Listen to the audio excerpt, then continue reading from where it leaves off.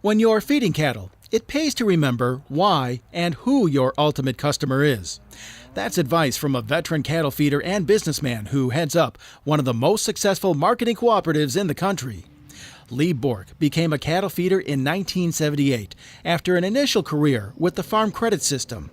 Feeding was attractive, but he learned to manage risk from the loan officer side. They were the folks that weren't afraid to try new things. They were taking more risk.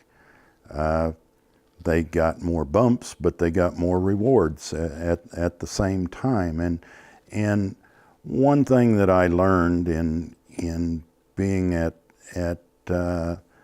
production credit and on the financing side, I didn't learn so much what to do, but you could certainly see the mistakes that people made in the way that they looked at their business plan and not thinking far enough out in front as to what might happen to them. Not even the most cautious planners figured on 18% interest in the early 1980s, but Bork weathered that storm and later reflected it's possible to be too careful.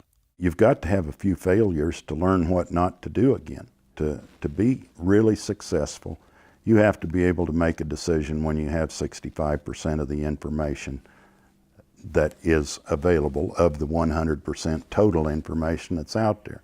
If you wait till you get to 90%, all the good deals are gone because everybody else has made that decision.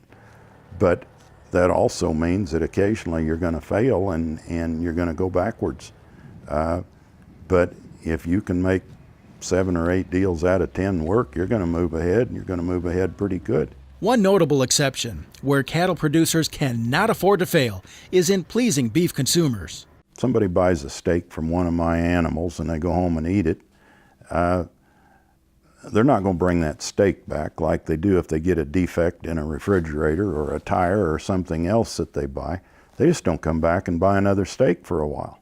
Bork says the key to producing fail-proof beef is branding, backed by attributes consumers want.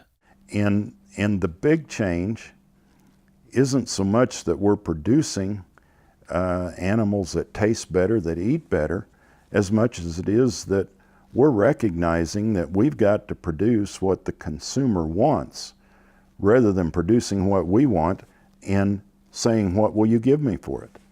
We know there's a premium market that's out there for cattle with certain attributes, and it has changed the way that we do business. Bork was named the 2017 Industry Achievement Award honoree by this year's Feeding Quality Forum Committee. He suggests beef producers should worry less about failing in their endless quest to earn more dollars from consumers. I'm Bob Cervera.